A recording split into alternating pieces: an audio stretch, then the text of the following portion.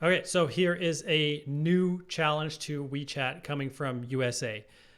Because there were those bans before from Trump, where Trump tried to ban WeChat and tried to ban, what was it, TikTok, TikTok? right? Yeah, TikTok. Yeah. And those didn't end up going ahead. There were various legal challenges in his way. It never really happened. And now there's this new lawsuit coming out that's taking a different angle. I'll read here from WashingtonPost.com.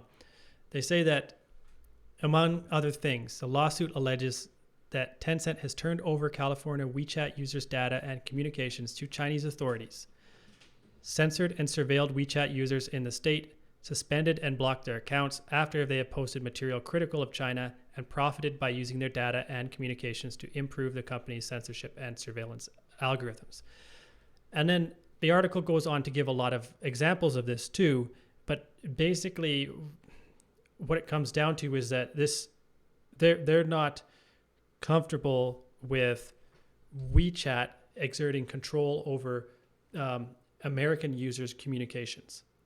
Because maybe there are some American users that are in a certain group and the group gets shut down by WeChat, by Tencent, or maybe certain individuals are using WeChat regularly and then they get shut down by or banned by WeChat. And it has nothing to do with the laws of USA. It has to do with the regulations from China.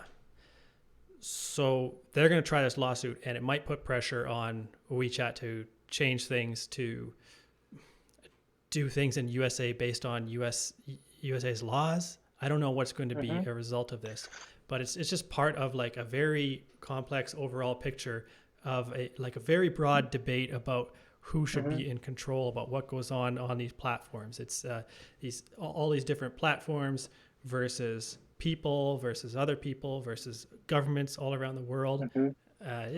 It's pretty tough. It's pretty tough for WeChat to know what to do in this situation, because they're trying to they got to balance out they got to do what's right for users, but they also have to do what's right for Chinese laws and do what's Mm-hmm. right for USA's laws and other places.